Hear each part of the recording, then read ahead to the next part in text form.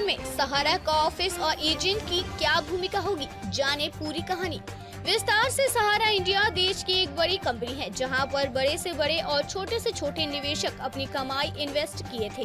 देश के बहुत सारे लोगों का पैसा सहारा इंडिया में फंसा हुआ है, लेकिन सिर्फ सुप्रीम कोर्ट के आदेश के बाद 5000 करोड़ निवेशकों के हित में देने का फैसला सहारा इंडिया की तरफ से लिया गया है। आप भी अपना इन्वेस्ट सहारा इंडिया में किए थे और आपका भी पैसा इस तरह फंसा हुआ था, तो आप नीचे दिए गए पोस्ट को अवश्य पढ़ें। इस पोस्ट के माध्यम से सहारा इंडिया के बारे में जानकारी दी गई है। माननीय मंत्री अमित शाह जी के द्वारा ये बताया गया है कि सहारा निवेशकों को 10 करोड़ का पैसा प्रदान किया जाएगा, लेकिन आप लोगों के मन में यह सवाल आ रहा है कि निवेशकों को इसका फंसा हुआ पैसा कब वापस मिलेगा,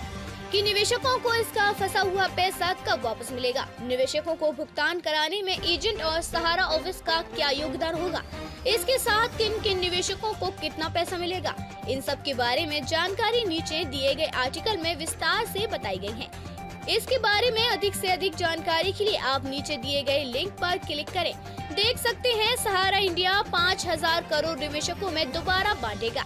अगर आपका पैसा भी सहारा इंडिया में फंसा हुआ था, आपके लिए एक बहुत ही बड़ी खुशखबरी सामने आई है। सहारा इंडिया के द्वारा जो निवेशकों का पैसा फंसा हुआ था, उसके लिए सुप्रीम कोर्ट में 5000 करोड़ रुपया पहले ही देने के लिए तय कर दिया है। आपकी जानकारी के लिए बता दूं कि सहारा इंडिया की बहुत सारी निवेशक हैं और सहारा इंडिया एक छोटी मोटी कंपनी नहीं है, बल्कि देश की बहुत बड़ी कंपनी है। यहाँ पर निवेशकों के लाखों रुपए फंसे हुए हैं। ऐसे में 5000 करोड़ बहुत कम पैसा है। सुप्रीम कोर्ट ने यह आदेश दिया है कि यह रकम उन सभी छोटे निवेशकों को दी जाएगी जिनकी रकम 5000 से 50000 तक फंसी हुई थी।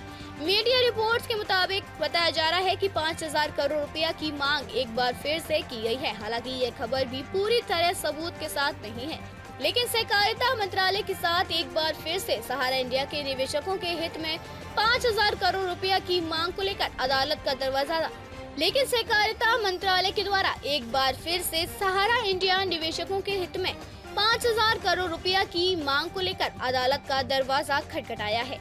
जैसा कि आप सभी को पता ही है कि सहारा इंडिया एक छोटी मोटी कंपनी नहीं है और इसमें निवेशक से लेकर सहारा एजेंटों को भी बहुत ही ज्यादा फायदा हुआ करता है। सहारा के एजेंट सिर्फ अपने कमीशन के लिए निवेशकों को एकजुट करते थे और उन्हें समझाकर इस बैंक में पैसा जमा करवाते थे, जिससे उन्हें अच्छी खासी कमीशन की प्राप्ति होती थी। लेकिन पैसा फंसने के बाद जब सहारा इंडिया के एजेंटों से बात किया गया तो यह मामला सामने आया कि सहारा इंडिया के एजेंट खुद ही बहुत परेशान हैं। सहारा के जितने भी निवेशक हैं वह सहारा के एजेंट को परेशान कर रहे हैं कि आखिर उनका पैसा कब जल्द से जल्द वापस किया जाएगा। जब से सुप्रीम कोर्ट की तरफ से इस बात का खुलासा हुआ है कि 5000 करोड़ रुपए सहकारिता मंत्रालय के द्वारा निवेशकों के बीच बांटा जाएगा, तब से सहारा इंडिया के जितने भी नहीं दे सकते अपने एजेंट को परेशान करना शुरू कर दिए हैं कि उनका पैसा कब वापस आएगा। तो अब ये सवाल उठता है कि सहारा एजेंट सहारा भुगतान में क्या भूमिका निभाएंगे।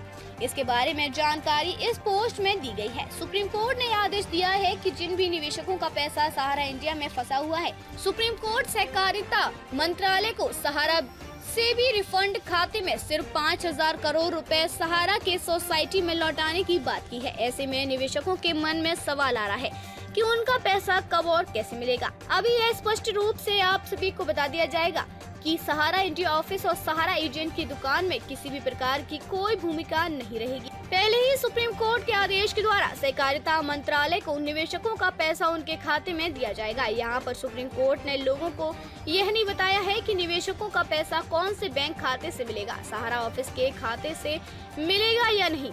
इस बात को लेकर सुप्रीम कोर्ट में कोई जानकारी नहीं दी है। इसके अलावा सुप्रीम कोर्ट के द्वारा साफ साफ कहा गया है कि CRCS निवेशकों को पैसा वापस सहारा इंडिया रिफंड 2023 दिलाएगा कि CRCS निवेशकों को पैसा वापस सहारा इंडिया रिफंड 2023 दिलाएगा।